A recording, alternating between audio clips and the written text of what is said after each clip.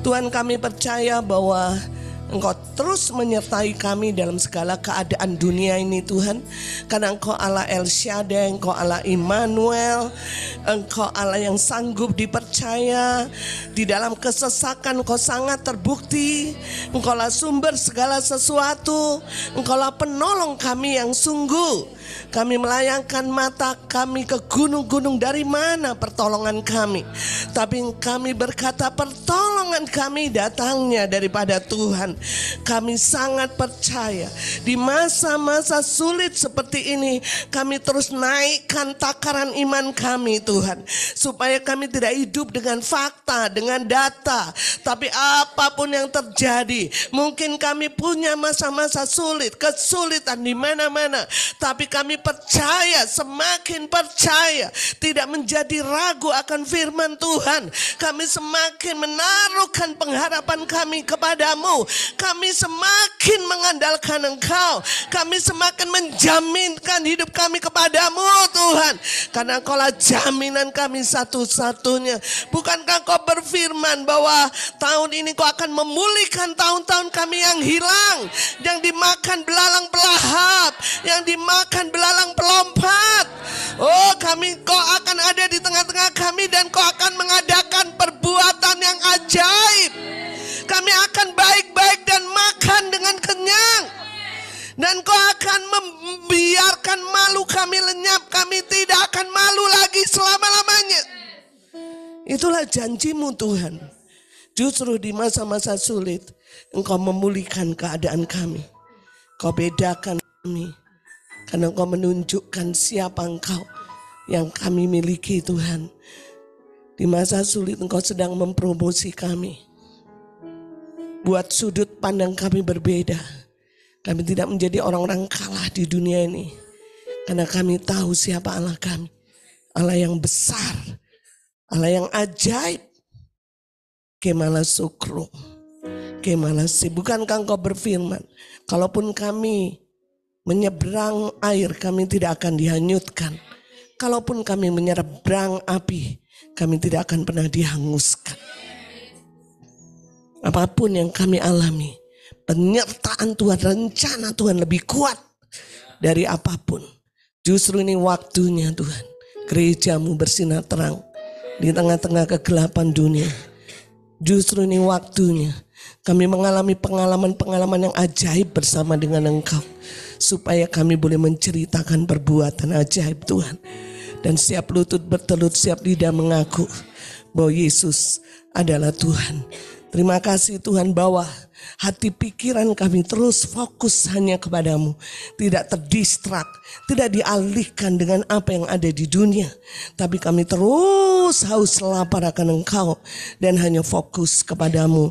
Karena disitulah Tuhan kekuatan itu terjadi. Disitulah Engkau menolong kami dengan mujizat-mujizat yang tidak lazim. Karena Engkau lah yang memiliki hidup kami, Allah yang setia dan bertanggung jawab.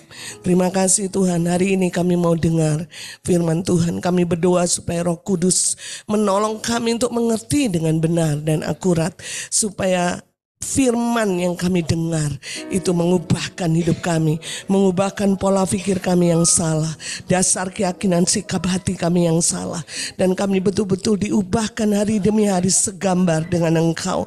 Kami percaya Tuhan bahwa pertemuan kami ini bukan pertemuan yang rutin, tapi pertemuan ilahi, di mana Engkau menyampaikan pesan-Mu, di mana kami bertemu dengan Allah Sang Firman itu, dan kami mengalami perubahan dan kemerdekaan. Kami mengalami kesembuhan, kelepasan, karena kami bertemu dengan Sang Firman itu sendiri. Terima kasih. Kami berdoa supaya Engkau mengurapi hamba-Mu, sehingga apa yang dia sampaikan betul-betul seperti apa yang Kau kehendaki Kau sampaikan kepada jemaat Tuhan. Kami berdoa untuk saudara-saudara kami yang di Zoom juga mengalami kuasa yang sama, kuasa firman yang sama seperti kami di sini Tuhan. Dan sepanjang nama Engkau firman Tuhan dibagikan, nama Engkau ditinggikan dan dimuliakan. Segala puji, segala hormat, segala kemuliaan hanya bagi Tuhan. Di dalam nama Yesus kita katakan sama-sama, amin. Beri tepuk tangan buat Allah kita. Shalom Bapak Ibu. Ya, Sebelum saya bagikan firman, saudara, yang memang diberikan agendanya oleh Bandung Pusat, saya ingin bagikan sedikit apa yang saya harus sampaikan kepada jemaat di akhir zaman yang penuh dengan kegelapan dan kesulitan ini, saudara. Saya harus memperlengkapi saudara, memastikan bahwa saudara kuat. Amin. Saudara betul-betul bisa melewati masa-masa sulit ini bersama dengan Tuhan dan tidak jatuh di tengah jalan, tidak berhenti di tengah jalan, bahkan saudara menggadaikan iman saudara. Sampai di sini teman-teman, saya mau rindu apapun keadaan akhir-akhir zaman ini, saudara tetap kuat. Betul? Berjalan semakin kuat di Sion. Berlari tidak menjadi letih, berjalan tidak menjadi lesu. Kekuatan saudara seperti burung Raja Wali. Amin. Yang terbang tinggi. Bahkan ketika lihat badai itu tidak panik. Tapi dia tahu bahwa badai adalah kesempatan saya untuk lompat tinggi. Kesempatan saya untuk naik level. Amin. Kesempatan saya untuk masuk dalam dimensi ilahi yang baru. Saudara ya, jadi saya harus pastikan saudara seperti itu. Karena saya tahu bahwa Daniel bilang bahwa di akhir zaman banyak orang bijak akan jatuh. Tidak ada yang bisa menjamin kita kuat kecuali, amin, ya, kecuali kita bersama dengan Tuhan, amin.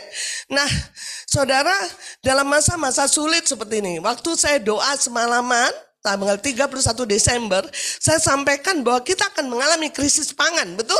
Masih ingat saudara? Kita akan mengalami dalam ketahanan pangan. Pak Jokowi selalu bilang saudara. Dan kita sudah mulai rasa sekarang. Betul? Ya, bagaimana sulitnya untuk mencari beras. Ya. Nah, saudara, akan banyak kesulitan-kesulitan lagi yang itu bukan harusnya menjadi satu ketakutan buat kita, saudara. Nubuat-nubuat, bahkan firman Tuhan sendiri berkata bahwa makin tahun kita akan mengalami makin sulit, makin gelap. Nah, saudara, kita harus sadar betul bahwa kita tidak bisa lagi lewati hari-hari ini dengan kehidupan manusiawi kita. Betul nggak?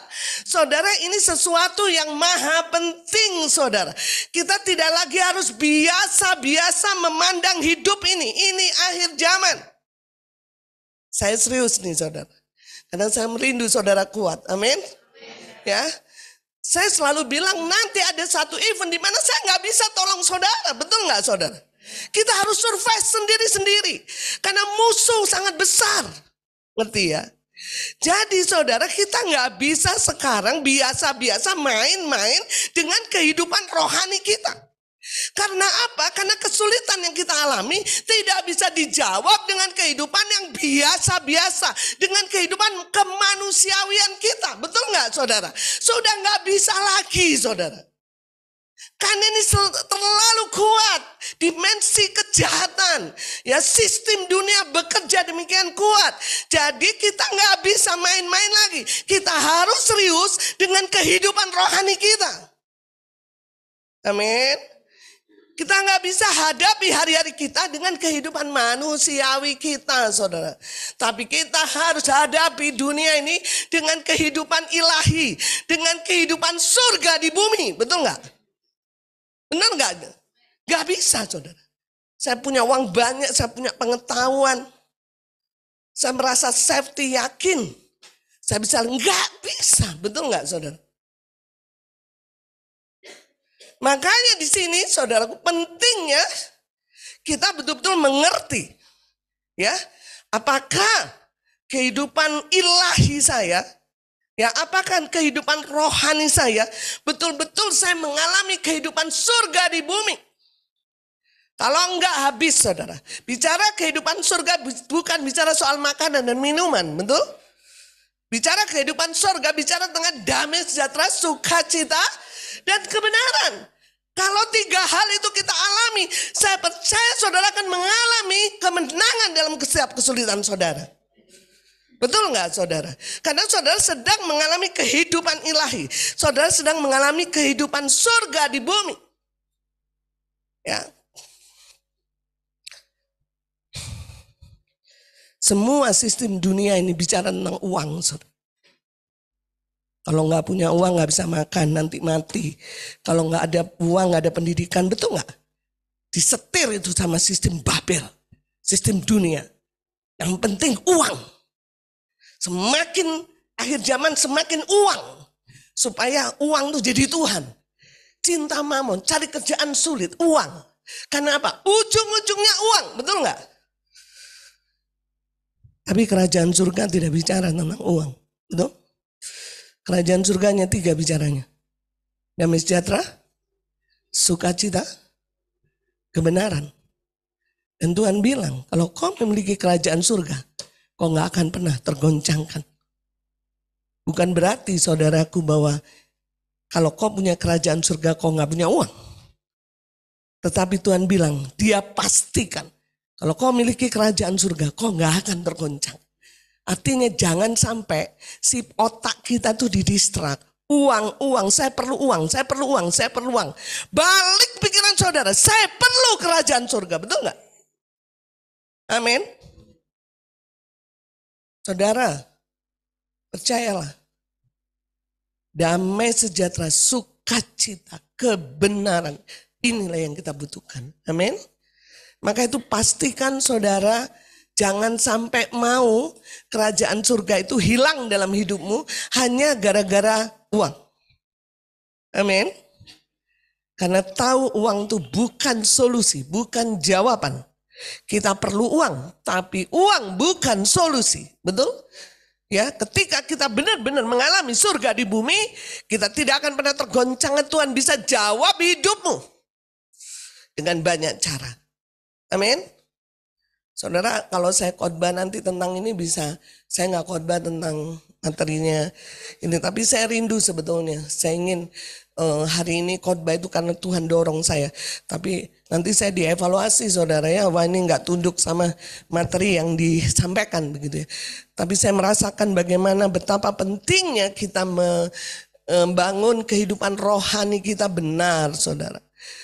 Satu saja saudara, tentang seberapa kita taat. Saudara, ketaatan saudara itu menentukan posisi saudara. Ada banyak akhir zaman ini orang hanya senang dengar firman. Ya, saya keras saudara. Hanya senang dengar, lihat YouTube dengar, lihat YouTube dengar. Semua didengar. Ikut seminar ini dengar. Tapi sedikit orang yang melakukan firman.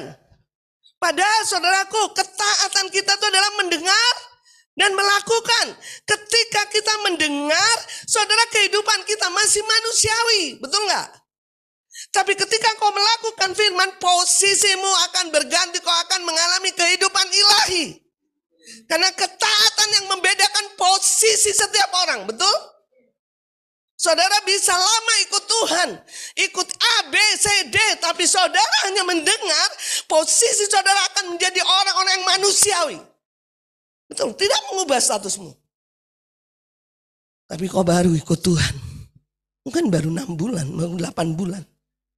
Kau melakukan firman. Posisimu menjadi orang-orang yang memiliki kehidupan ilahi. Karena ketaatanmu menentukan posisi. Posisimu menentukan kemenangan yang kau peroleh. Betul? Jadi sekarang saudara, pastikan. Bongkar dirimu. Seberapa taat saya soal. Kalau belum bisa minta Roh Kudus. Amin. Karena kita akan menjadi orang-orang manusiawi. Walaupun anak Tuhan. Ya. Tetapi kita tidak akan pernah memiliki kehidupan ilahi. Kenapa? Jangan salahkan Tuhan. Jangan salahkan pengkhotbah. Jangan salahkan pembimbingmu. Karena engkau tidak melakukan firman. Tergantung saudara. Betul nggak?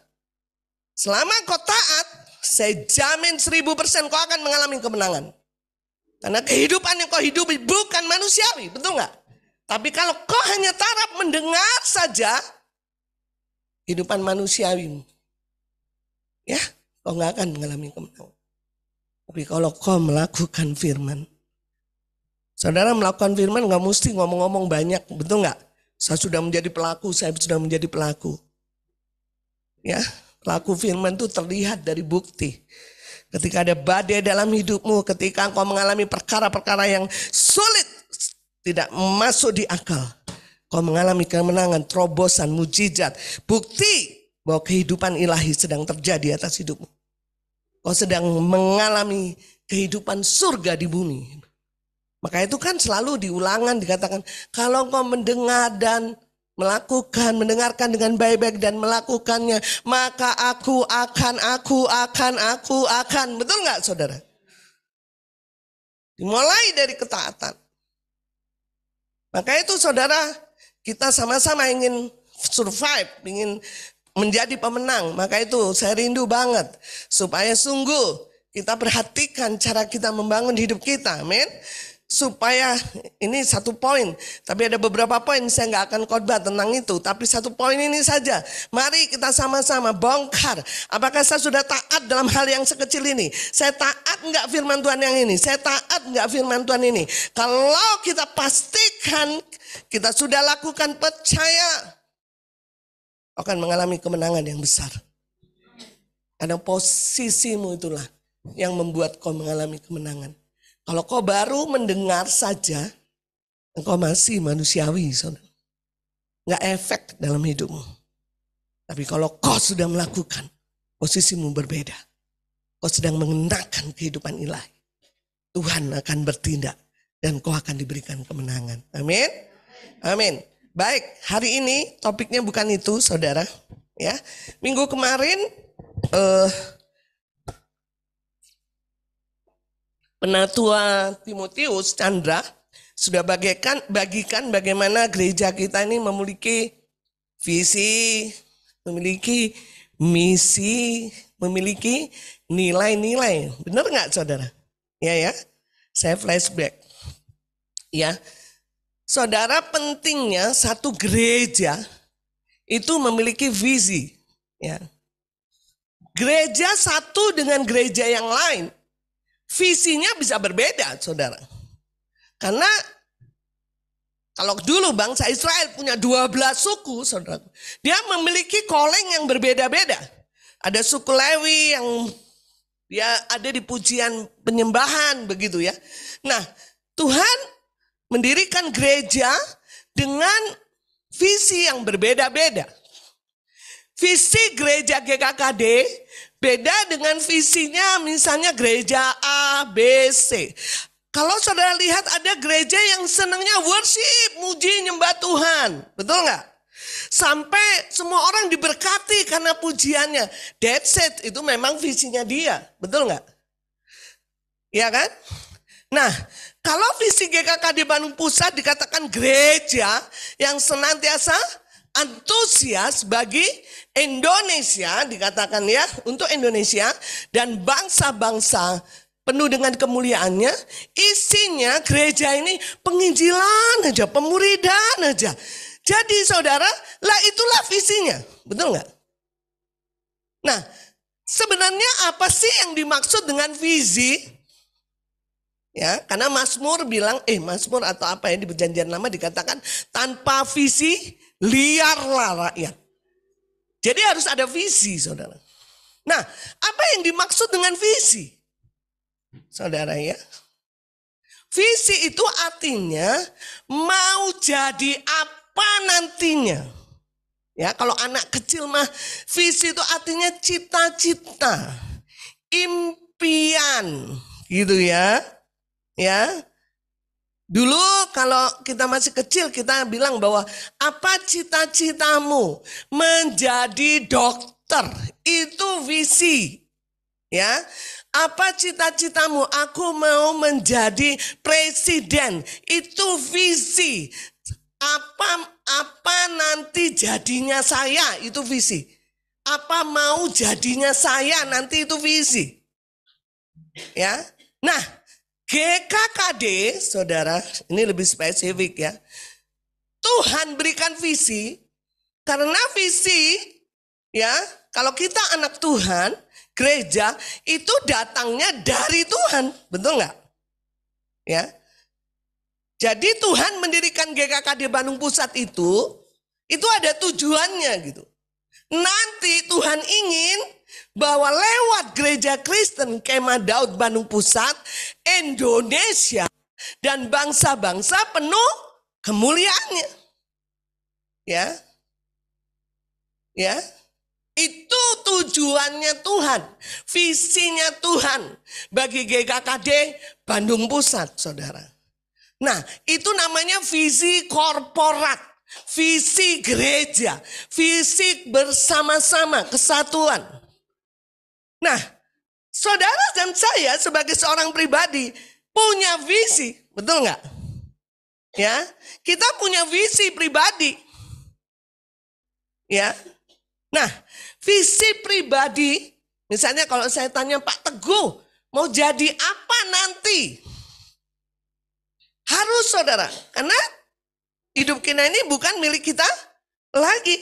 Hidup kita ini milik Tuhan. Jadi saya harus tahu apa sih tujuannya hidup saya ini untuk mau jadi apa nantinya. Nah, kalau saya bilang, Pak Teguh bilang, saya ingin jadi pengusaha yang mengasihi Tuhan. Saudara, satu gereja ini itu punya visi pribadi masing-masing. Betul nggak? Yang diberikan Tuhan buat kita, apa jadinya nanti.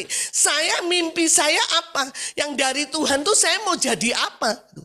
Tapi semua visi pribadi-pribadi ini harus diselaraskan dengan visi korporat. Betul? Bahaya sekali saudara, kalau saudara jadi jemaat Tuhan di sini, punya visi pribadi, kemudian tidak selaras dengan visi gereja. Saudara akan jadi pemberontak. Jadi harus sama-sama nih. Saya punya visi pribadi, saya mau jadi dokter. Ya, Tuhan berikan saya untuk jadi dokter. Dokter yang mengasihi, dokter yang ini. Maka saya menjadi dokter yang antusias bagi Indonesia dan bangsa-bangsa penuh dengan kemuliaan. Visi pribadi ini harus dileburkan ke visi korporat, visi gereja. Nggak bisa kita punya visi seenaknya. Wah, saya mau jadi penginjil yang luar biasa. Kita nginjili orang gitu ya. Tapi saya nggak mau Indonesia dan bangsa-bangsa penuh dengan kemuliaan. Saya mau Saya mau nggak tahu apa nih. Saya belum tercipta. Pokoknya beda dengan visi. Terus saudara, saya nggak mau tunduk. Nggak bisa. Betul nggak saudara? Visi korporat itu menyatukan visi pribadi kita untuk diselaraskan ke visi korporat.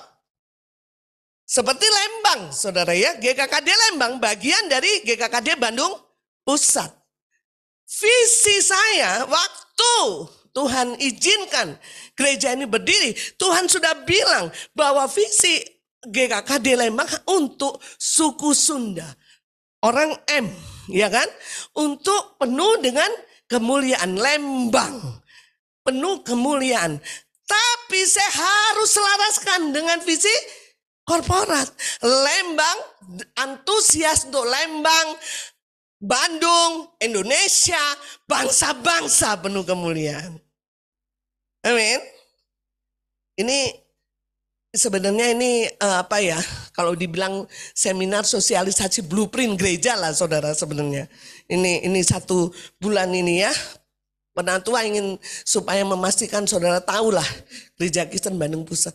Jadi saudaraku, siapapun saudara yang dihisapkan ke gereja ini, kita ini sedang tidak arisan, hanya kumpul-kumpul. Betul nggak? Ada visi yang kita kerjakan bersama-sama.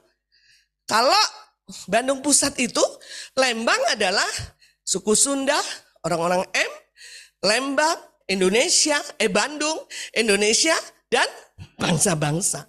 Saya nggak boleh punya visi sebagai pemimpin yang bertentangan dengan visi korporat GKKD Bandung Pusat.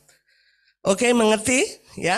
Nah, untuk mencapai visi itu, saudara, saya perlu misi. Apalagi kata Bu Minten, Mbak Kenzi, visi, misi, terasi, apalah. Hari ini pokoknya pelajarannya pakai sisi semua.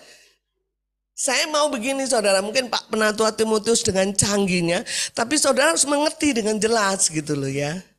Saya ingin jelaskan lagi, apa itu misi? Misi itu bagaimana langkah-langkah saya untuk mencapai visi, ngerti gak? Setuju dengan saya ya? Visi apa tadi? Indonesia menjadi gereja yang senantiasa antusias bagi Indonesia dan bangsa-bangsa penuh kemuliaannya. Ya, menjadi gereja yang senantiasa antusias. Apa itu antusias? Berkobar-kobar, semangat, ya. Bukan kalau punya duit loyo, punya duit antusias, nggak punya duit loyo, gitu nggak. Senantiasa, saudara, senantiasa antusias, senantiasa berkobar-kobar, ya, dalam segala keadaan berkobar-kobar, ya, menyala-nyala untuk apa? Untuk Indonesia, bangsa-bangsa penuh kemuliaan. Bagaimana caranya supaya saya boleh sampai ke Indonesia dan bangsa-bangsa penuh kemuliaannya? Itulah yang dinamakan misi. Jadi untuk mencapai visi perlu misi. Misi itu apa? Langkah-langkah supaya visi tercapai. Sudah mulai mengerti? Ini bahasanya canggih-canggih, saudara. Ya. Nah, sekarang apa sih misi kita? Ya. Apa misinya? Ya. Saya mau bagikan. Ini sekarang saya harus menerangkan bagaimana gereja harus memiliki misi dan mengerjakan. Yang pertama, caranya supaya Indonesia dan bangsa-bangsa penuh kemuliaan. Yang pertama adalah penginjilan. Makanya jangan heran kalau saudara masuk dan terhisap menjadi anggota GKKD, maka itu terus yang diajarkan. Kita nggak bisa bandingkan dengan yang lain. Aduh, gereja itu nginjil, masuk GKKD nginjil, mendingan ke gereja lain, berkat. Salah alamat, saudara. Betul nggak? Lebih baik pindah ke gereja lain, benar nggak? Ya memang inilah tujuan Tuhan di sini. Bahwa untuk mencapai visi itu nggak ada lain kecuali penginjilan yang penuh kuasa. Itu yang pertama. Ya. Jadi waktu dulu saya sudah baru lahir baru. Di dalam pikiran saya sudah penginjilan, saudara. Kenapa? Karena itu doa-doa sekorporatnya GKKD. Ya. Jadi begitu procot orang lahir baru di sini, wah, pay. Karena itu misi, betul nggak? Ya, penginjilan yang penuh dengan kuasa. Kita lihat Kisah Rasul 1 ayat 8.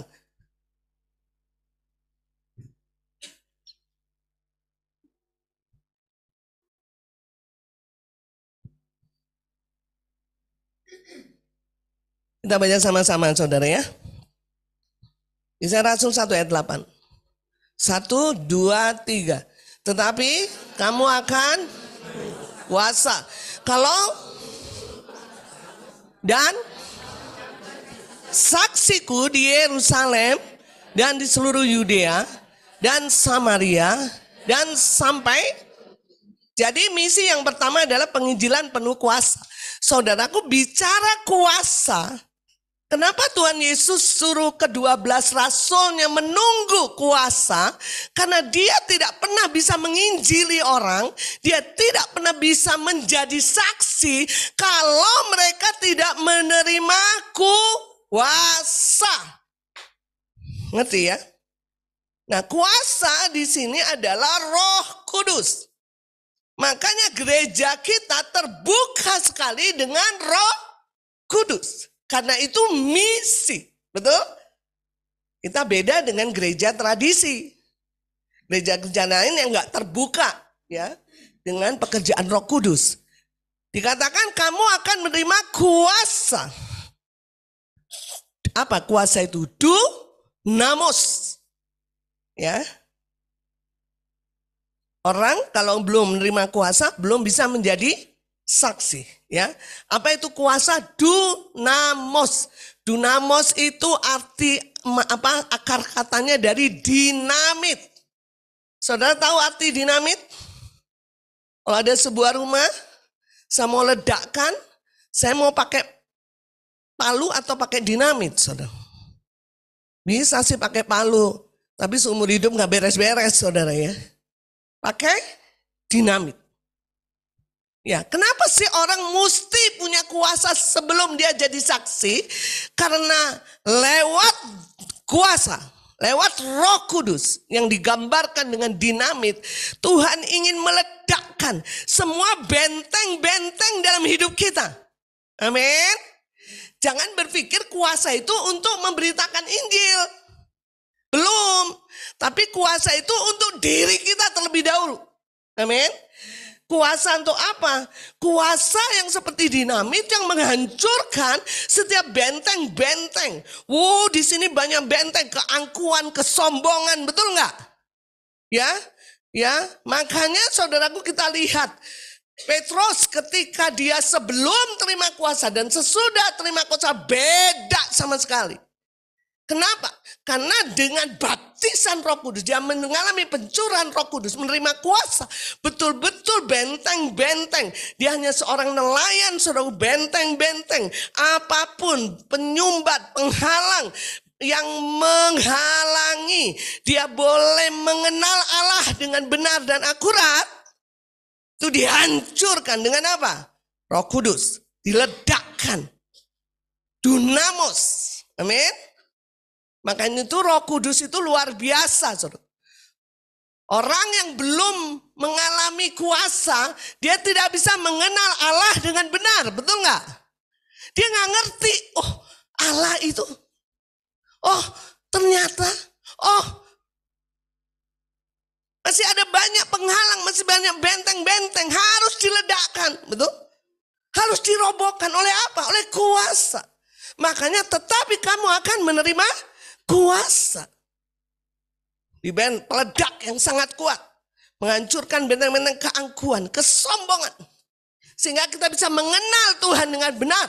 Dan ketika kita mengenal dengan benar, hidup kita berubah. Kita mengalami perbuatan ajaib Tuhan. Amin. Ya. Nah, kuasa itu namanya juga saya pernah bagikan. Bisa berarti juga dunamis. Kalau tadi apa? Dunamos. Kalau ini bisa diartikan juga jadi dunamis. Kalau dunamos sama-sama dua-duanya artinya kuasa, saudara. Kalau dunamos itu kuasa untuk meledakkan. Maka itu Roh Kudus itu luar biasa atas hidup kita ya. Menghancurkan setiap benteng-benteng cetakan dunia yang menghalangi kita untuk mengenal dengan benar. Ya, mengenal Tuhan dengan benar dan akurat. Nah, yang kedua adalah dunamis. Apa itu dunamis? Saya pernah ceritakan. Suatu ketika ada ada seorang yang berjudi di Amerika, saudaraku ya.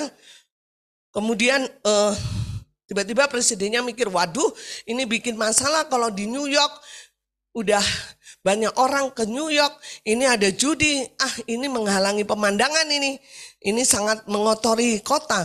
Akhirnya si orang-orang yang maksudnya seorang yang menjalankan judi ini, saudaraku, industri judi ini disuruh pindah, saudara, ke yang namanya Las Vegas. Dulu Las Vegas itu kering, daerah yang tidak bisa dilirik orang. Tapi dengan adanya judi, saudaraku, itu berubah. Ini negatifnya lah ya. Berubah menjadi kota yang terkenal di seluruh dunia. Bahwa Las Vegas adalah kota perjudian, betul? Siapa yang gak kenal? Nah, saudara, dunamis yang kita alami, kuasa Roh Kudus yang kita terima ini, ya, itu memiliki kuasa. Ya, kalau seseorang yang industri judi ini bisa mengubahkan Las Vegas secara negatif, saudaraku, dunamis dalam hidup kita, tadi dunamos meledakkan semuanya yang jelek-jelek dalam hidup kita. Kalau dunamis, dia memberikan kuasa untuk kita bisa mengubahkan sesuatu. Ngerti ya? Sehingga dimanapun kita berada, saudaraku, kita menjadi pengubah, history maker, pengubah sejarah. Roh Kudus yang memberikan itu buat kita. Ada dunamos, ada dunamis. Sehingga saudara betul-betul saudara mengalami keajaiban Tuhan. Mengalami perbuatan ajaib Tuhan. Sehingga dikatakan karena Roh Kudus turun atas kamu, maka kamu akan menjadi saksi. Saudara, saksi itu seorang yang melihat, mengalami, baru dia bersaksi. Betul nggak? Ngerti nggak? Kalau saya nggak pernah mengalami Yesus, nggak pernah tahu kuasa Yesus, nggak pernah tahu bahwa kuasa mengubahkan hidup saya, bagaimana saya bisa bersaksi? Betul nggak? Nggak mungkin. Dan orang bisa bersaksi kalau menerima kuasa. Ngerti ya? Makanya misi kita yang pertama adalah penginjilan dengan penuh kuasa. Kita bukan hanya sekedar memberitakan Injil. Mengerti saudara ya? Tapi kuasa, saya ngalami dunamos. Hidup saya berubah. Ya, sama seperti Sakeus. Ya, dia pemungut cukai. Tapi ketika bertemu dengan Tuhan, dia menerima kuasa. Dia berubah hidupnya. Dia mengembalikan 4 kali lipat. Dulu pencuri, sekarang tidak mencuri lagi, betul nggak? Dulu penjina, sekarang tidak berzina lagi. Dengan dunamis ini kita bisa cerita, dulu saya begitu narkoba, sekarang saya enggak. Itulah saksi. Ngerti? Ya. Nah, kita bisa mencapai Indonesia, Lembang penuh kemuliaan kalau kita menginjili dengan kuasa. Kalau kita memiliki dunamis, bekerja bersama-sama. Makanya jangan heran ketika ada anak Tuhan di satu daerah, seharusnya ada komunitas, daerah itu harusnya berubah. Amin. Penuh kemuliaan. Ya. Jadi saudaraku, saksi itu dia punya strong conviction. Punya dasar keyakinan kuat. Kenapa? Karena dia mengalami. Jadi kalau kemudian sekarang masa-masa sulit, ya, kemudian kita ada orang curhat ke kita, aduh sekarang kok sulit banget ya. Terus kita nggak yakin gitu ya. Iya juga sih Bu, ya saya juga ngalamin nih masa-masa sulit. Ibu anaknya berapa? 1, saya 4 Bu. Suami ibu kerja di mana? Di Telkom. Aduh suami saya cuma petani. Aduh memang sulit Bu ya. Ibu punya ide nggak Bu gimana caranya menaikkan ekonomi? Oh saudara. Berarti dia belum mengalami dunamos dan dunamis. Kuasa. Ya. Tapi saudara kalau misalnya kita punya dasar keyakinan, kita punya mengalami Tuhan dengan kuasa itu. Orang tanya, aduh dagangan saya kok nggak laku ya. Ibu dagangannya juga nggak laku. Iya Bu, tapi saya percaya bahwa hidup saya tidak ditentukan dengan laku dan tidaknya dagangan saya. Saya sangat percaya Bu, Tuhan saya itu ajaib. Saya pasti makan Bu, saya nggak akan kelaparan. Kok Ibu begitu yakinnya? Karena sudah terbukti Bu. Ibu tahu nggak dulu itu, ya, gini, saya itu dikasih Tuhan loh Bu. Gini, kok bisa? Nah, kenapa? Karena saudara punya strong conviction. Kenapa? Karena saudara ngalami. Kenapa? Karena saudara mengalami dunamos dan dunamis. Itulah yang meyakinkan. Amin. Itulah yang dibilang penginjilan penuh dengan kuasa. Ya. Terus kemudian Tuhan katakan juga bahwa kita lihat di Markus 16 ayat 17 ya.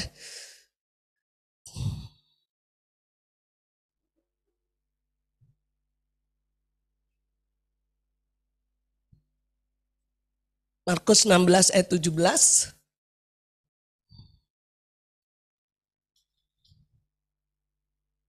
Tanda-tanda ini akan menyertai orang-orang yang percaya. Mereka akan mengusir setan-setan demi namaku. Mereka akan berbicara dalam bahasa-bahasa baru bagi mereka. Ayat 18. Mereka akan memegang ular dan sekalipun mereka minum racun maut, mereka tidak akan mendapat celaka. Mereka akan meletakkan tangannya ke atas orang sakit dan orang itu akan sembuh. 19.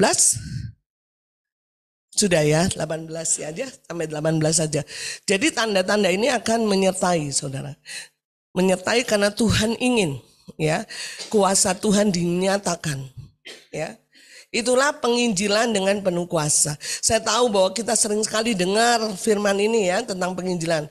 Salah satunya misi kita adalah untuk mencapai situ. Yang pertama adalah penginjilan penuh kuasa. Artinya saudara, kalau gereja di tempat ini tidak memberitakan Injil, berarti kita tidak sedang mengerjakan visi. Betul nggak? Kita tidak akan pernah sampai ke sini. Kita akan tidak pernah bisa melihat Indonesia penuh kemuliaan. Karena misi yang diberikan Tuhan adalah untuk melihat Indonesia penuh kemuliaan harus memberitakan Injil dengan penuh kuasa. Oke? Yang kedua, memuridkan. Ini ya. Makanya kadang-kadang kenapa sih di lain gak ada murid-muridan, gak ada pemuridan, gak bisa dibimbing. Ngapain sih pembimbing ini ngurusin hidup saya? Ngapain lagi ngurusin sampai A sampai Z? Emang apa? Dia juga gak ngasih makan saya? Gitu kan?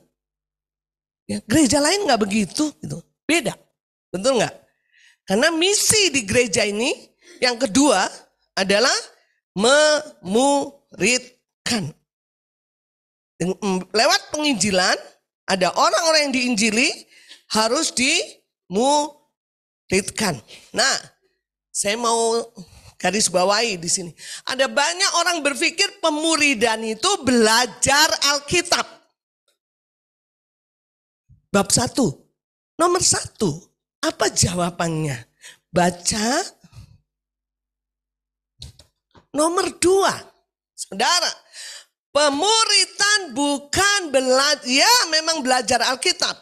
Tapi lebih dari itu, pemuridan adalah proses untuk memultiplikasi. Nah susah lagi, ya saudara. Artinya pemuridan ini artinya adalah kebenaran yang dimiliki oleh pembimbing itu diduplikasi. Wah, apalagi dilipat kali gandakan ke yang dimuridkan. Coba lihat 2 Timotius 3 ayat yang 10. 2 Timotius 3 ayat yang ke-10. Kita baca sama-sama ini ya. Dari Paulus ke Timotius ya.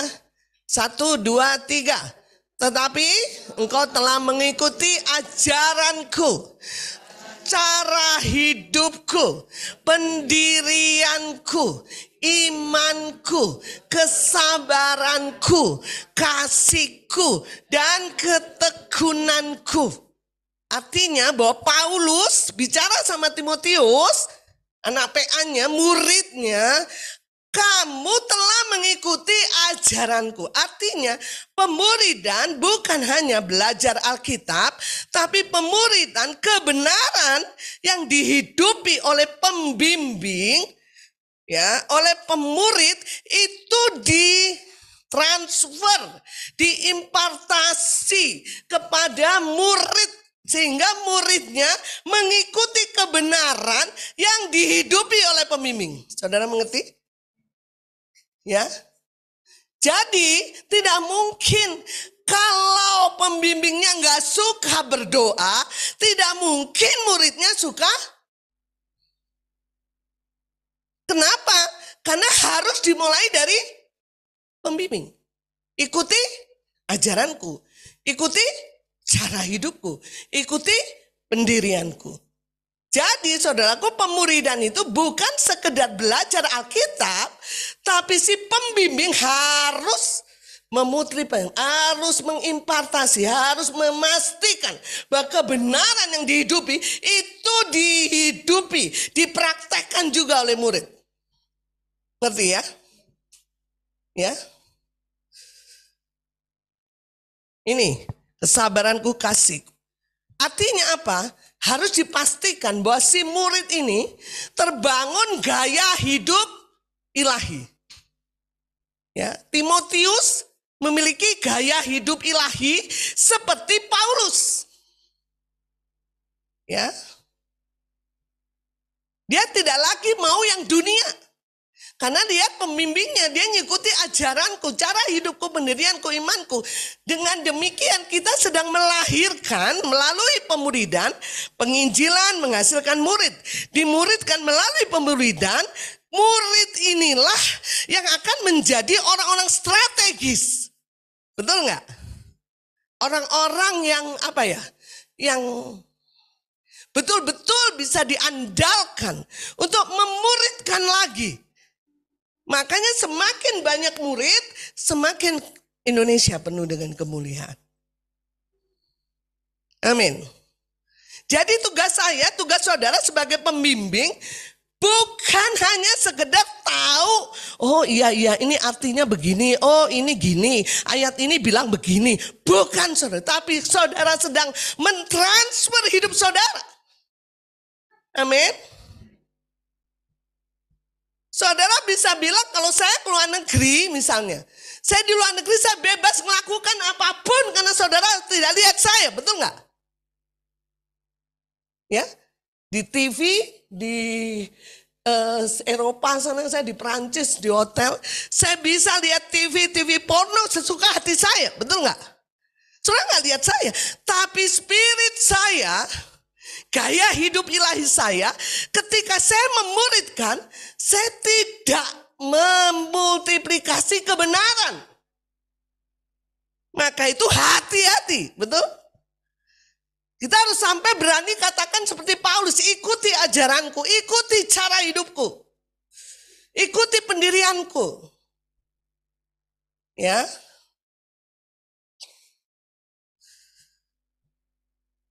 Saudara, kita lihat firman Tuhan ya.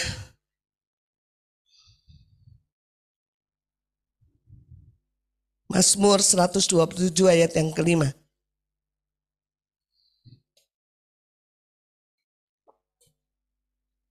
Mulai dari ayat yang ketiga ya.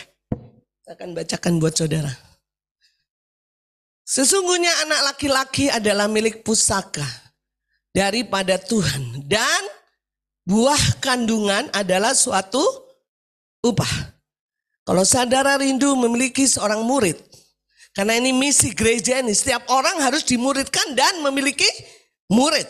Kalau belum harus menginjil memiliki murid. Dan itu misi ya kan. Sesungguhnya anak laki-laki adalah milik pusaka daripada Tuhan dan buah kandungan adalah suatu upah. Anak itu hasil dari hubungan intim, betul nggak? Amin. Jadi saudara, ketika saudara betul-betul bersekutu intim dengan Tuhan, dipastikan hubungan saudara dengan Tuhan akurat, sehat, saudara akan memiliki buah kandungan. Itu upah dari apa? Upah dari hubungan intim. Kalau sampai hari-hari ini saudara belum memuridkan, belum ada murid, ya berdoa kepada Tuhan.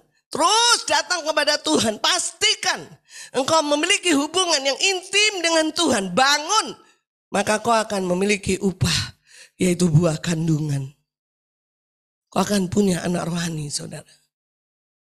Amin. Lanjut ayat yang keempat. Seperti anak-anak panah di tangan pahlawan, demikianlah anak-anak pada masa muda. Saudara, anak rohani kita itu dilambangkan seperti anak panah. Ya. Pahlawan itu pembimbing, ya. Bisa juga gembala, dia yang melesatkan. Ya. Supaya anak-anak ini betul-betul menjadi orang strategis. Lanjut ayat yang keempat, kelima. Kita baca sama-sama. 1, 2, 3. Berbahagialah orang yang telah membuat penuh tabung mananya dengan semuanya itu. Ia tidak akan mendapat malu apabila ia berbicara dengan musuh-musuh di pintu gerbang. Jadi zaman dulu itu saudara, kalau kita mau ketemu musuh itu di pintu gerbang saudara. Nah musuh itu lihat apakah tabung panah kita ini banyak panahnya atau enggak. Betul enggak? Nah kalau kita di pintu gerbang, tabung panah kita tidak penuh dengan anak panah saudara. Kita malu karena kita pasti kalah. Betul enggak saudara? Apa bicara tentang tabung Bicara tabung panah itu bicara tadi anak panah. Anak itu bicara tentang anak rohani. Jadi kalau hidup kita penuh dengan tabung ini, dengan anak-anak rohani, kita tidak pernah malu dengan musuh. Amin. Untuk mencapai Indonesia bagi kemuliaan kita, lahirkan banyak anak-anak panah. Betul? Amin. Makanya itu pentingnya kita pemuridan, saudara. Kalau tidak ada pemuridan, tidak ada orang strategis dilahirkan.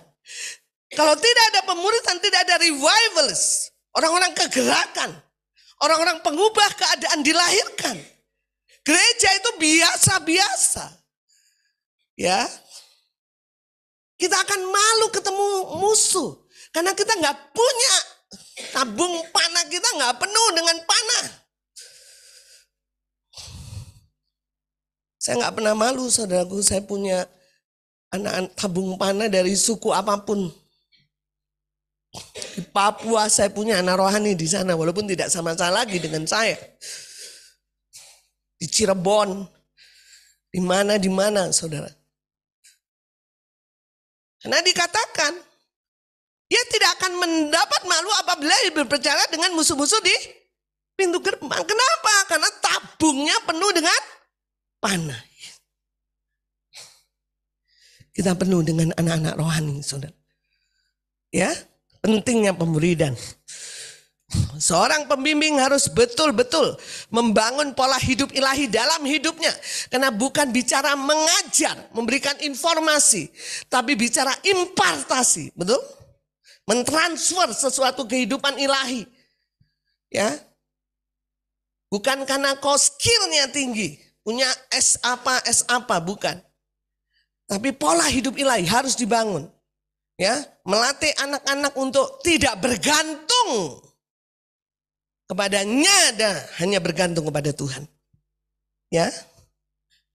Anak rohani tidak boleh bergantung kepada pembimbing. Dia hanya mediator, membantu anak rohani bergantung kepada Tuhan. Yang benar tuh anak rohani bergantung kepada Tuhan. Ya, untuk menyelesaikan kehendak Tuhan.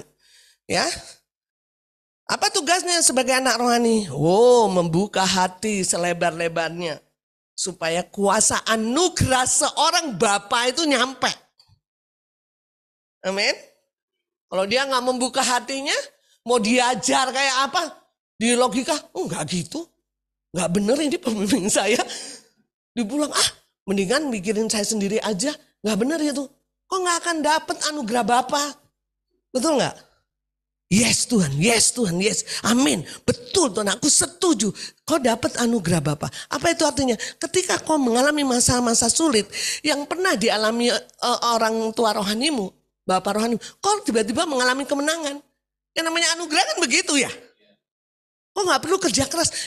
Apa yang dialami Bapakku, saya alami. Kan gitu. Nah kalau kita nggak membuka hati kita lebar-lebar, ya nggak akan bisa.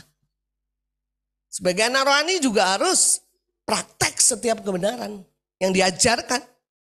Saudara. Setiap kebenaran saya harus praktekkan. Apalagi Ibu Rita itu selalu dicek. Saudara tahu doa saya harus di video call. Pagi-pagi saya doa di video call. Ya, malas dikirim ke dia. Kalau Bu Rita dengar itu. Dicek. Yus, kamu nggak serius ini. Kamu kayaknya rutinitas ya. Rohnya bisa baca, saudara. Kadang-kadang pertama kali saya nggak tahu gimana sih nyaranya videonya gitu. Udah saya serius, saudara nggak ke video. Ampun, saya ulang lagi. Kamu belum setor ya videomu ya.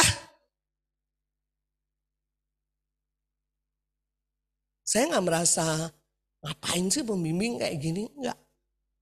Karena saya minta anugerahnya dia ada pada saya. Amin. Dia mau pastikan hidup saya benar. Ya. Itu sebagai anak saudara. Memberi diri untuk setiap agenda pelayanan. Dan percayalah kalau anak seperti itu, kau akan mengalami kebangunan rohani pribadi dan kau akan menjadi tokoh-tokoh kegerakan selanjutnya. Amin. Dan kita akan melihat Indonesia penuh dengan kemuliaannya. Yang ketiga, saudara, membangun gereja lokal ini terlalu gede lah ya. Nantilah kita doakan lah ya, saudara. Ya, tadi kita sudah puji sama-sama. Tadi Ibu Christine sudah memimpin mengembang ke kanan dan ke kiri ya. Yesaya 54 ayat yang kedua, nggak usah kita buka, tadi kita sudah nyanyikan, saudara ya. Pentingnya ketika kita punya murid, murid itulah yang mengembang patok-patok kemah itu dan membuka di sana, membuka di sana, membuka di sana ya, sehingga setiap tempat ada pilar dan pilar tempat itu penuh dengan kemuliaan. Yang keempat adalah mengembangkan dan mengobarkan karunia-karunia rohani ya. Jadi untuk sampai ke sini harus mengobarkan karunia-karunia rohani ya. Apa itu karunia rohani? Kita sudah tahu ya, ada karunia hikmat, bahasa roh, pengetahuan, nubuat, kesembuhan, mujizat, iman, mengajar, belas kasihan, banyak sekali saudara. Kalau saudara ada di KD3 itu ada pertanyaannya ya. Sebenarnya saya ini punya karunia apa sih? Ya. Oh, karunia saya belas kasihan. Oh, karunia saya doa. Oh, karunia saya kesembuhan. Oh, karunia saya mengajar. Oh, karunia saya bernubuat. Saudara, kalau ada karunia-karunia itu kobarkan terus. Ya, dikobarkan lewat penumpangan tangan penatua, kita kobarkan dengan kita terus bersekutu dengan Tuhan. Maka itu akan berkobar. Sehingga pada waktu kita ada di lapangan, kita bisa menggunakan karunia hikmat, karunia kesembuhan. Walaupun saudara, saya sangat setuju bahwa kita tidak harus punya hanya satu karunia. Tapi ketika kita ada di lapangan, saudaraku, kadang-kadang Tuhan izinkan berbagai macam karunia berlaku atas hidup kita sesuai dengan apa yang kita layani. Ya, kadang kita nggak punya karunia kesembuhan, tetapi kemudian ada orang sakit, Tuhan katakan sembuhkan dalam nama Yesus. Ya, bisa saja terjadi ya, tapi kita harus kobarkan. Nah, dari keempat ini, saudara ya, mengabarkan Injil dengan penuh kuasa, memuridkan, diperlengkapi dengan 5 jawatan ya. Karena kalau saya terangkan 5 jawatannya lama ya, Nabi Rasul itu. Kemudian membangun gereja lokal, mengembangkan dan mengobarkan karunia, saudara, kita tidak akan pernah mampu kalau Roh Kudus tidak menolong kita untuk memampukan kita untuk mengerjakan supaya Indonesia penuh dengan kemuliaan. Jadi saudara, yang pertama kita harus menginjili lebih dahulu. Yang kedua memuridkan. Nah, ini harus kita kerjakan saudara ya. Jadi kalau kita belum pernah memberitakan Injil, berarti kita harus mulai. Ya bagaimana? Ya, untuk menjadi saksi. Beri keberanian Tuhan, saya sudah mengalami Tuhan tapi sulit banget ngomongnya. Beri keberanian saya untuk memberitakan Injil. Ya mulai aja buka mulut, pasti Tuhan akan kasih. Ya. Ya. Kemudian kita mulai memuridkan. Ya. Kalau enggak, kita enggak akan mengalami Indonesia penuh kemuliaan. Kita nggak akan mengalami Lembang penuh kemuliaan. Bukan hanya 1-2 orang, tapi semua. Karena ini gereja, semua terlibat. Tidak hanya 1-2 orang. Misi ini harus dikerjakan oleh semuanya.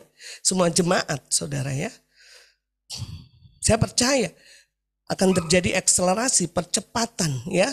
Tuhan akan lakukan banyak perkara-perkara ajaib di Lembang, bangsa dan bangsa-bangsa. Sama seperti di Singapura, saudara. Misi itu kita lakukan. Pertama lewat apa? Penginjilan ya. Saya dengan Ibu Kensi, dengan Ibu Rosita menginjili di pasar-pasar. Ya. Kemudian Ibu Rosita memuridkan. Ya kan? Ya.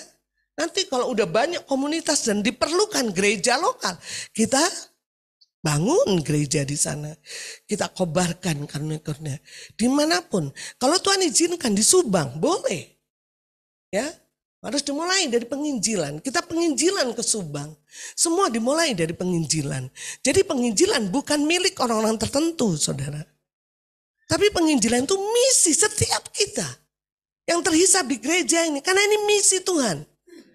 Ya, saya tidak bisa memberitakan, enggak bisa. Karena engkau sudah terima kuasa. Amin. Kita sudah mengalami perbuatan ajaib Tuhan. Tinggal bersaksi. Yang seringkali iblis adalah ganggu kita mengalami ketakutan. takut ditolak, betul nggak? Takut, segala macam ketakutan. Maka itu minta Roh Kudus bekerja. Tuhan, Roh Kudus beri keberanian untuk memberitakan Injil. Ya, saudara memberitakan Injil tidak harus bertobat. Bukan ukuran, betul nggak saudara? Karena pertobatan itu bukan tugas kita, bukan wewenang kita. Tuhan itu, bagian kita hanya menjadi saksi, betul nggak? Sampaikan aja apa yang kita alami, saudara. Dia belum percaya sama Yesus, ya enggak masalah. Yang jelas saya sudah melakukan misi Tuhan. Saya sudah mengalami dunamis, saya sudah mengalami dinamis, saya sudah mengalami kuasa Tuhan. Saya sampaikan. Ya, saya sampaikan. Percayalah, katanya Pak Tim kemarin ada harus 7 kali ya ada yang menginjili. Mungkin kita orang pertama, mungkin nggak ada masalah. Tapi kita percaya bahwa setiap firman yang keluar dari mulut kita tidak pernah kembali dengan sia-sia. Ada waktunya ya. Saudara, kakak saya itu hampir 20 tahun lebih baru bertobat. Ya, dengan berbagai macam mungkin lebih dari 7 kali. Tapi dia pas bertobat, saudara. Kita dengar tadi ibu mertua, ya. Lah kalau nggak ada yang beritakan Injil, bagaimana mereka tahu? Nah maka itu biarlah bersaksi ini menjadi gaya hidup kita, saudara ya. Kalau bersaksi kan enak, ya kan? Oh gini-gini, oh, saya dulu juga pernah gitu bu. Loh kenapa kok bisa? Ya. Oh ya karena saya punya Tuhan ya. Gini. Saya waktu ngantor, saya nggak tahu itu apa pemberitaan ini nggak jelas. Tapi yang jelas apapun situasi kondisi saya akan ceritakan bagaimana perbuatan ajaib Tuhan dalam hidup saya. Ya, kadang-kadang mereka ngomong, loh kok bisa bu? Oh iya, saya punya Tuhan. Tuhan saya ini gini, dia itu bisa mengalahkan maut. Gini. Malah mereka tertarik, saudara. Ya. Nah, jadi saya percaya bahwa kalau Roh Kudus memberi kemampuan kita step by step, maka kita tidak akan lihat lama lagi Indonesia akan penuh kemuliaan kalau kita kerjakan misi. Karena kita sudah diberikan kuasa, mulai dari penginjilan yang penuh kuasa, memuridkan. Amin. Yang sudah punya anak rohani, biarlah anak panahmu ini betul-betul memiliki kualitas. Yang belum punya anak, berdoa terus hubungan intim dengan Tuhan. Karena buah kandunganmu adalah suatu upah. Amin. Kita bangkit berdiri, kita berdoa.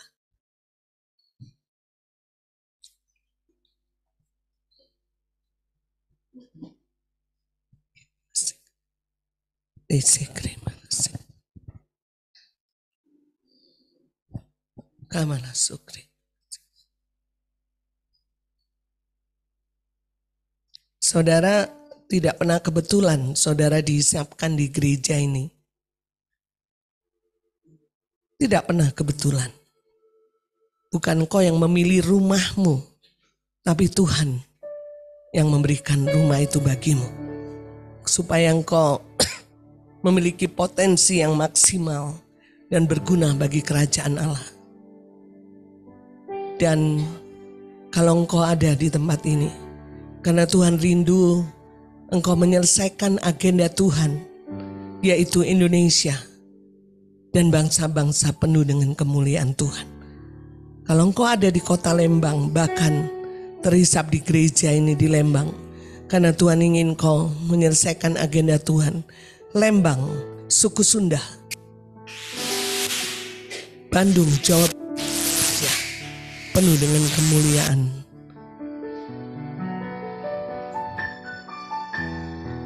Biarlah visi misi ini boleh melekat atas hidup kita. Penginjilan menjadi gaya hidup kita karena memang itu visinya, misinya Tuhan di gereja ini. Berikanlah hidupmu kepada Tuhan. Tuhan, biar hidupku untuk menyelesaikan visi yang kau berikan kepada gereja. Kalau kau punya visi pribadi, biarlah visi itu diselaraskan dengan visi korporat yang ada di gereja ini. Selama engkau tahan hidupmu, Tuhan tidak akan pernah melakukan apapun dalam hidupmu. Tetapi ketika engkau berikan hidupmu sepenuhnya, maka Tuhan akan maksimal, Roh Kudus akan bekerja. Kau akan mengalami pengalaman yang baru, memberitakan Injil dengan penuh kuasa. Kau akan terheran-heran bagaimana kau melahirkan seorang murid. Dan tabungmu makin lama makin penuh dengan anak panah. Tanpa visi liar rakyat. Kalau kita hidup hanya menjadi Kristen dan biasa-biasa, tidak menyelesaikan visi Tuhan, kita menjadi orang-orang yang liar, yang tidak pernah mengalami apa-apa ikut Tuhan. Tapi ketika kita hidup di dalam visi misi Tuhan, percayalah, kau akan menjadi berguna bagi kerajaan Allah. Tanda-tanda akan menyertaimu dan Allah akan bertanggung jawab atas hidupmu. Tuhan katakan, aku akan menyertai engkau selama-lamanya. Bagi orang yang pergi mengerjakan visi dan misi Tuhan. Saya rindu sekali supaya kita, visi misi ini bukan hanya milik pemimpin gereja, bukan. Tapi ini milik semua jemaat. Kita juga harus mengerjakan agenda Tuhan supaya Indonesia dan bangsa-bangsa penuh dengan kemuliaan Tuhan.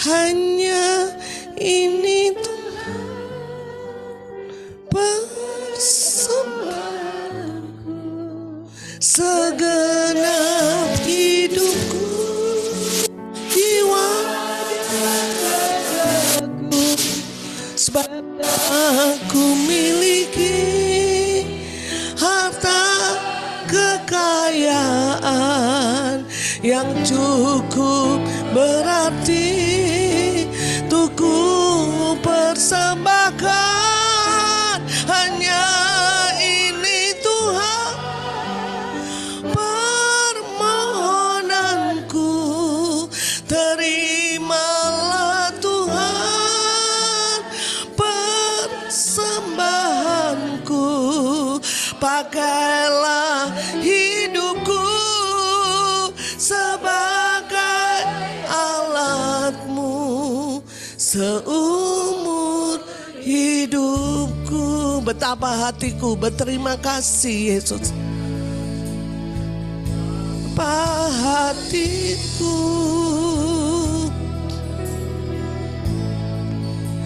berterima kasih Yesus. Kau mengasihiku, Kau memilikiku. Hanya ini Tuhan. Katakan kepada Tuhan, persembahanku, segenap jiwa dan ragaku, sebab tak ku miliki harta kekayaan yang cukup berarti untuk ku persembahkan. Hanya ini Tuhan permohonanku, terimalah Tuhan persembahanku, pakailah hidupku sebagai alatmu seumur. Hanya ini Tuhan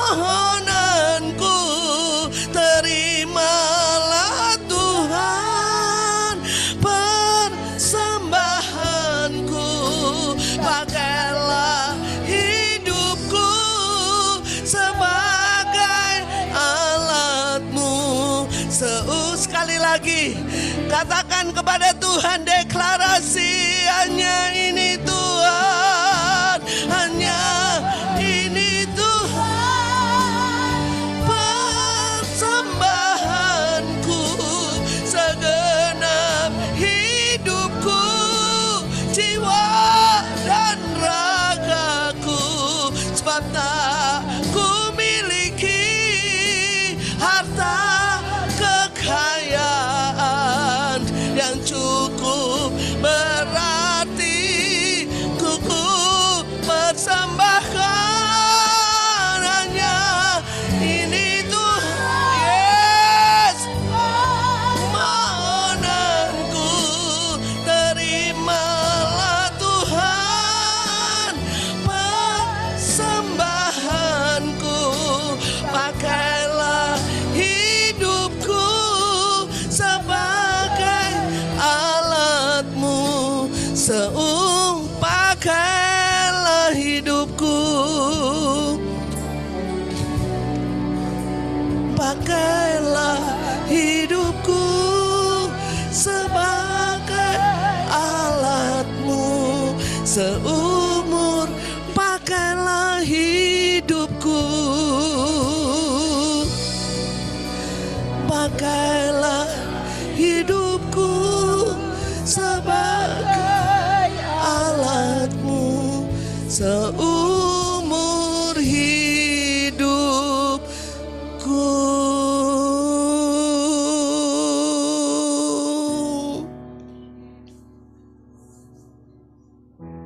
Mari saudara, kita gak punya harta. Dia sudah habis-habisan dan gila-gilaan buat kita, menyerahkan hidupnya, nyawanya. Sewajarnya kita mempersembahkan tubuh, jiwa, raga kita sebagai alat Dia seumur hidup.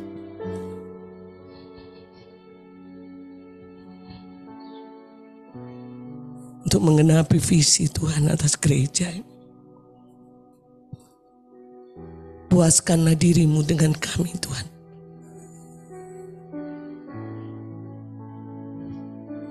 Tidak ada kata-kata yang berarti kecuali hidup kami menyenangkan hati Tuhan.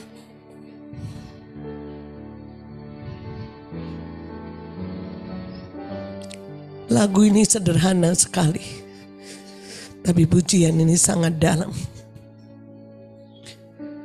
Seluruh jiwa raga kita persembahkan buat Tuhan, sampai Indonesia dan bangsa-bangsa penuh kemuliaan Tuhan.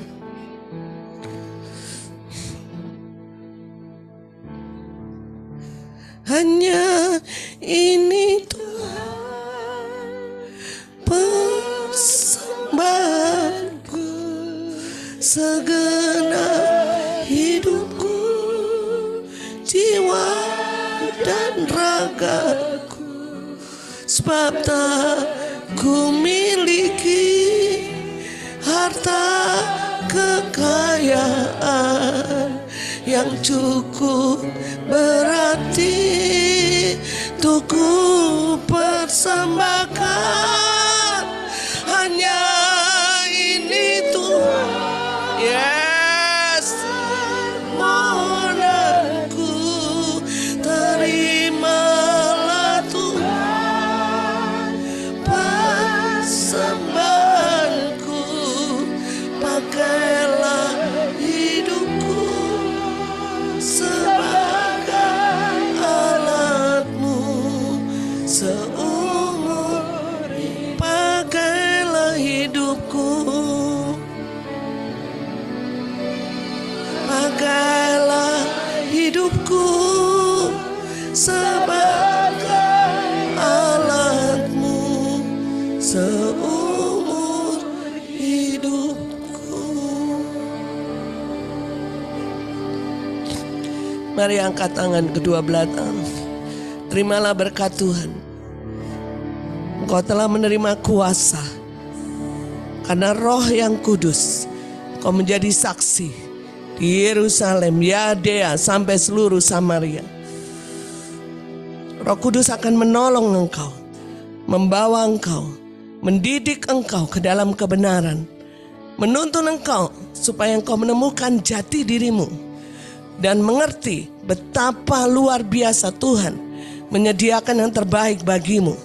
Roh Kudus akan membawa engkau untuk berani memberitakan Injil, memberikan api bagimu untuk terus taat kepada Tuhan, diberikan kemampuan untuk terus melakukan firman Tuhan, sehingga terus kau mengalami perbuatan ajaib Tuhan. Roh Kudus akan memberikan kemampuan untuk engkau menginjili dengan penuh kuasa, memuridkan, mengobarkan karena roh yang ada padamu, mengembang ke kanan dan ke kiri. Roh Kudus, dunamis yang ada dalam hidupmu, memampukan engkau untuk menggenapi misi dan visi Tuhan gereja ini sampai Indonesia dan bangsa-bangsa penuh kemuliaan Tuhan. Kau akan mengalami tahun 2024, Tuhan akan memberikan buah kandungan sebagai upah. Kau akan mengalami bahwa tabungmu penuh dengan anak panah, karena Roh Kudus yang terus bekerja atas hidupmu. Kau akan mengalami bagaimana orang-orang strategis dilahirkan lewat hidupmu.